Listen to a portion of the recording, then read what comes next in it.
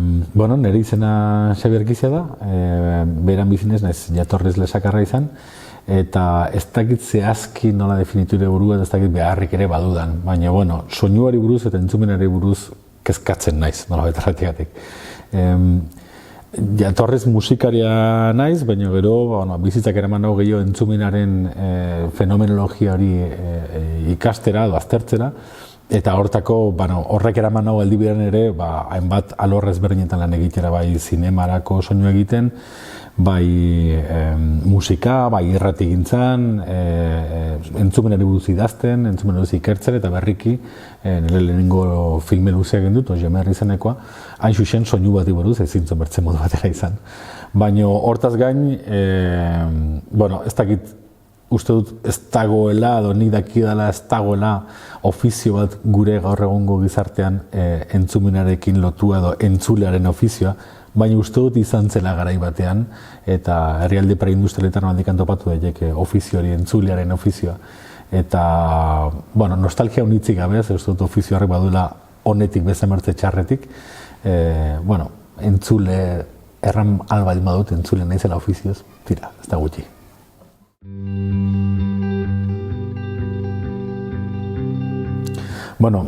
Kasu honetan, Purdon Carlos izeneko filme, 1921 filme baten aitzakian edo etorri naiz Zumalakarregiko museora, baina egiarren niretzako museo honek gordetzen duen artxiboa oso interesgarria izan da, lehen aipatu ditudan gai horrengatik. Entzumenaren buruzko ikerketa hortan, oso garai interesgarria delako, ze irudian ekoizpena ikaragarri azten da, lehenengo argazkiak agertzen dire, baina oraindik grabatuak izugarrizko garrantzia dute, eta kasu honetan ere lehenengo filmak, oraindik mutuak edo soinurik gabekoak behintzat, eta niretzako ikaragarri interesgarria da momentu historiko hori, ze hein handi batean bada bi munduren arteko muga bat.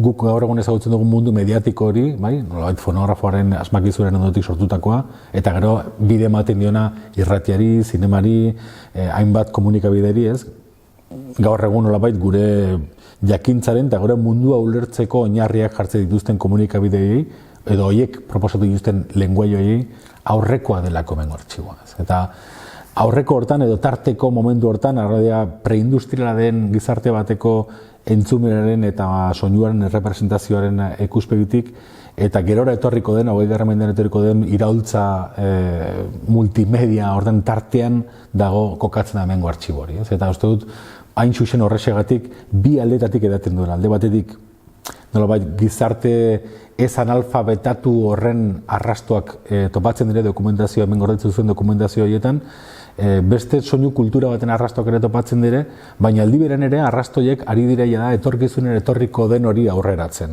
Eta hor badago estenak irudikatzeko modu bat, gauzak kontatzeko modu bat, gero bertze automatismo batzuk hartzen dituena eta hemen oraindik bizirik topatu daitekena.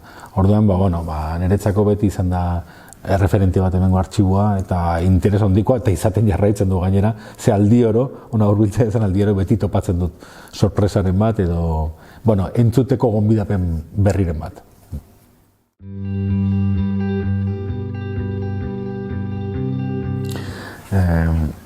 Hitzaldiari jarri dut izenburu kurioso bat, zinemaren ustezko mututasuna.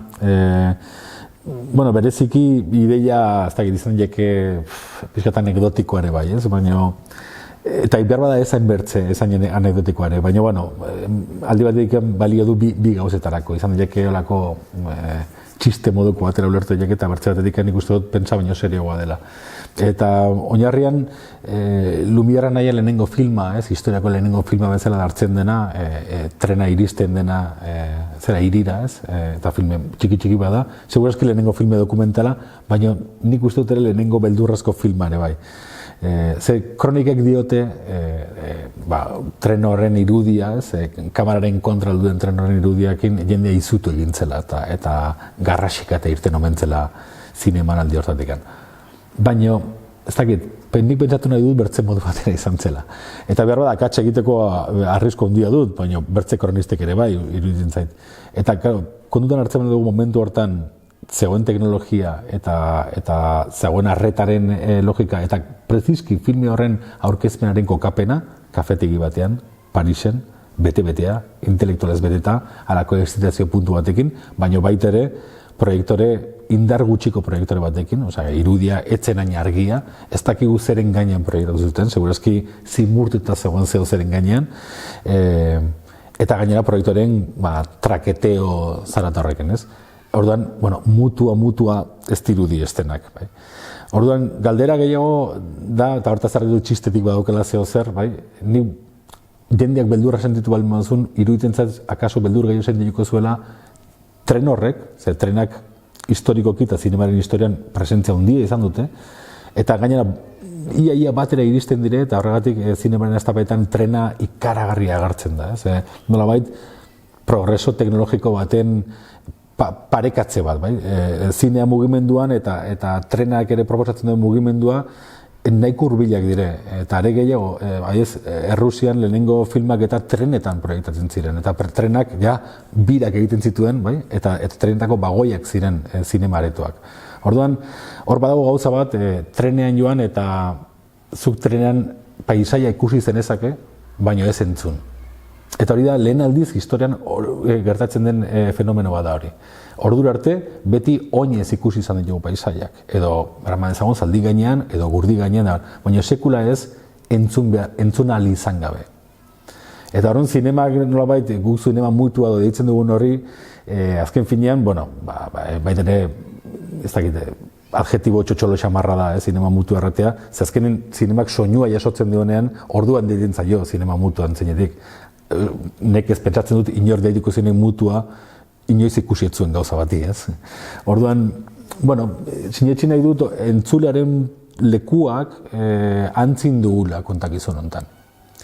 Eta ez garlai hartzen, garai hartan, pelikula hori ikusten eta entzuten, espazio hori, leku hori egiten, ez? Egin ziren pertsona horietan. Eta kuriosoa da, hain zuzen, por Don Carlosen pelikulan ere bai, zenbat aldiz erretratatzen diren entzuleak. Hori gaur egungo zineman gutxitan agertzen da.